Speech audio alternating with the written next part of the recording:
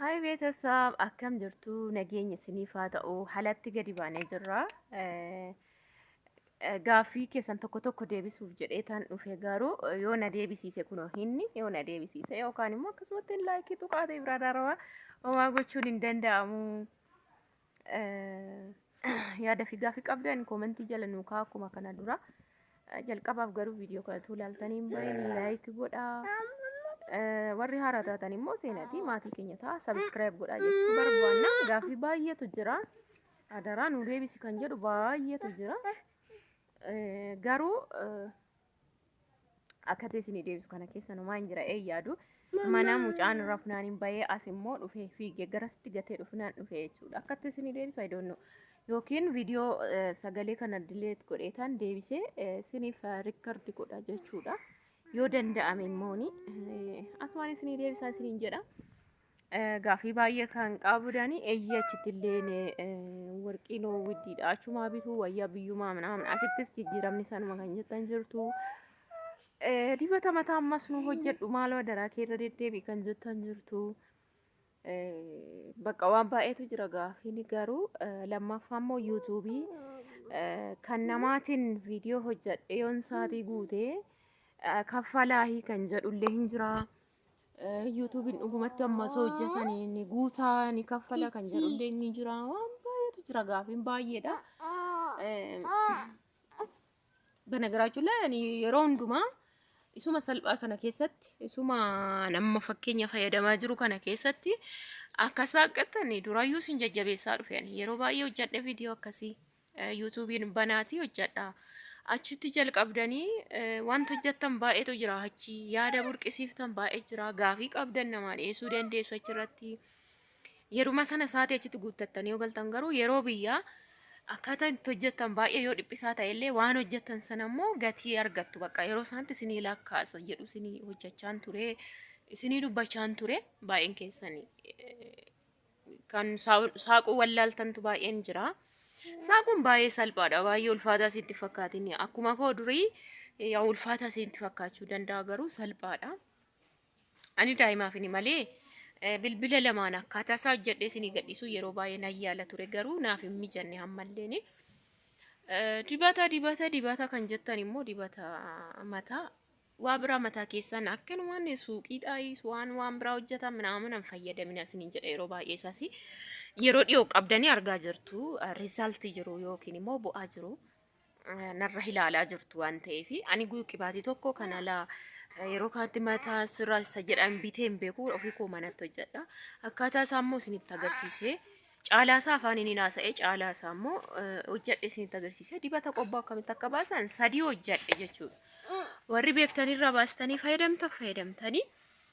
Warri kaan immoo amma gaanii yeroo hundumaa hin baasu waan ta'eef yeroo isaa eeggattanii ilaaluu dandeessu. Kan mana qibaatu maalaa jechuun yeroo kanatti hin fayyadanii waan baay'ee baasan kana yoo dhiiftanis isin fayyada maaliif utuma ta'eeyyuu hamma barsiiftanii gaafa galtanuu dhaabdanii rakkisaadha jechuudha. Amala waan ta'een yoo barsiiftan kanaaf manumatti waan salphaadhaa fi waanuma isaan hojjetan isinis manatti hojjechuu dandeessu. Fayyadamuu dandeessu caalatti waanuma sadan kana yoo fayyadamtaniyyuu amma dhumaatti isin fayyada. Akkuma isiniin jedhe sigaa maxibashaadha qurunfudii fi abishiidha yookiin immoo reetii jechuudha tokko isaa kana keessa. Yookiin immoo yoo kana dhabdan immoo qobboodhumas yoo argattan qibaatii biraatti dabaltanii sigaa maxibashaa fi qurunfudiin qofti isin ga'a jechuudha. Isaan kana qofas fayyadama mataa keessan. Yoommoo waan kana hin dandeenye yookiin qobboollee hin argannu jettan maal gootu bishaan roozii gaafa miiccattan fayyadama. Si'a tokko bishaan roozii gaafa miiccattan yoo biyya keenyatti torbee lamatu in tura garuu torbee ta'e bareeda tureeyyuu isa fayyadama. Isa kanan isiniin jedha gisee baay'ee garuu qibaatii isin jettanii bifa baay'ee alaa hin bitina amma kana dhugaa dubbachuuf isa damaddamtanii baay'een keessan immoo kan koo dhalootumaan oolin siqu gadi marga keessatti ta'uun oolu minaamin kan jettan jirtu. Amilee of cabsitanii jammar sammuun keessan oo sirrii ol marga has yaade rifeensi keessanii ol biqila maaliif gaarii keessaniitu ol biqilcha waan ta'eef isuma dhugumaa mataan akkasumaan hin margu. isa keessa yaada keessanii gaarii yaadurraa duukaa tokkommoo nyaata nyaattan irraayyuu. So gadi marguun oolu malee waanuma ol marguun qabu mataan koo kan jettan jirtu. Wanti nan ittiin dimne hin jiru takkumaa fayyadamee uumaa faayidaa hin arganne kan jettan jirtu. Wanti qibaatee onlaayinii irraa naafee homaayyuu hin margine kan jettan jirtu. Isinitti meeraani kan onlaayinii irraa homaan barbaachisu. Manuma keessanitti isaanuma kana fayyadama. Isaan xixinnaa kana jechuudha. Gatii salphaadhaan qe'ee keessanitti mana keessanitti jechuudha. Isa kanan isiniin jedha karaa rifeensaa qibaatii isa kan qobboommoo gaafa hin baasu ammas carraa arfaffaa isiniif hojjechuu hin danda'a. Inni baay'ee faayidaa qaba. Beektanii baaftanii dhafi malee noormaali wanta biraatu hafee isa itoo qabaattanii inni faayidaa guddaa qaba. Akkaataa itti baaftan dadhabbii baay'ee qabaatu malee inni faayidaa guddaa qaba jechuudha. Sirriitti faayidaa guddaa qaba. Kanan isiniin jedha isa karaa kanaati. Warqii immoo kan jettanii achumaa tokkuma ta'eera achumaa bituu wayyas kan jettan baay'ee keessan jirtu. Asuma wayyaa otoo hin taane asii amma too galtee nan bitadheeyyuu orjinaala forjidii tokko adda baastee hin beektu. Kaleessas dubbaadhe. Adda hin baastee hin beektu jechuudha Itoophiyaa keessatti. Yoo akkam ta'e amantee bakka isuma ittee bittee galteen sirra tuute malee. Lama gatiinsaa tokkuma haa ta'u suuraa sirran isinii ka'a.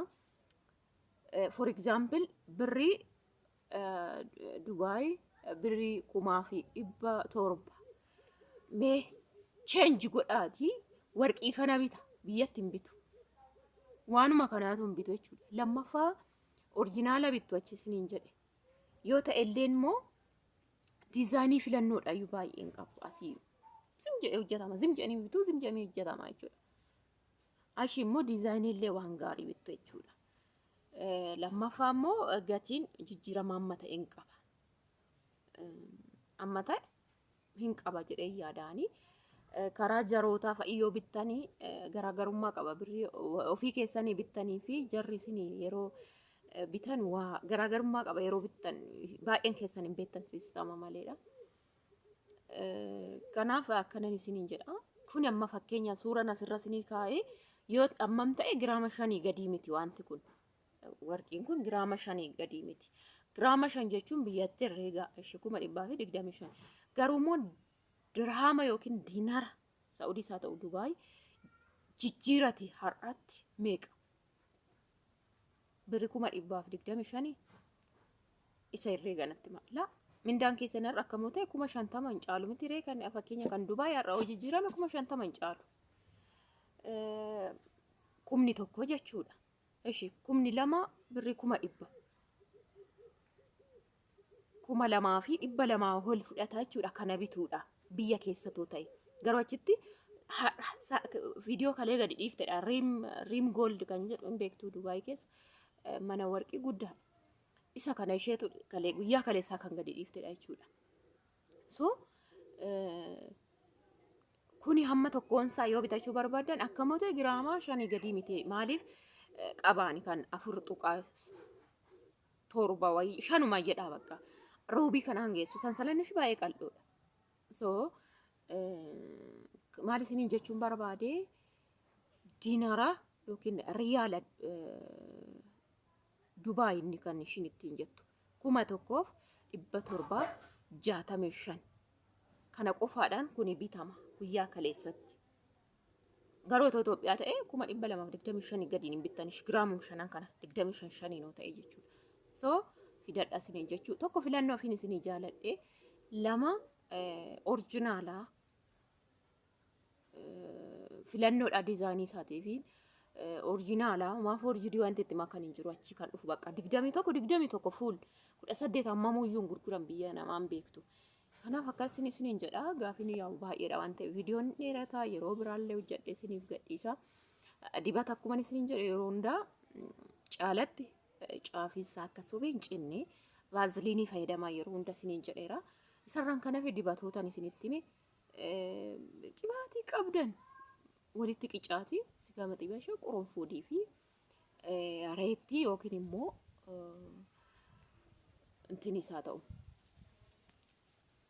Yoo abishin jaalanne immoo qarafaa Isaanum kana fayyada xuquras moodii jechuudha.